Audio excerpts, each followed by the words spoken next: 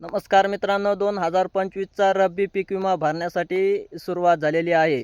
आणि मग ज्या शेतकऱ्यांना पीक विमा भरायचा आहे, अशा शेतकऱ्यांनी जवळच्या शेती सुविधा केंद्रामध्ये जाऊन आपला पीक विमा काय करायचा आहे, लवकरात लवकर भरून घ्यायचा आहे. कारण 1 नोव्हेंबरपासून सुरुवात झालेली आहे, तर 30 नोव्हेंबरमध्ये पर्यंत त्याची मुदत आहे, तारीख आहे असं आपल्याला म्हणावं लागेल.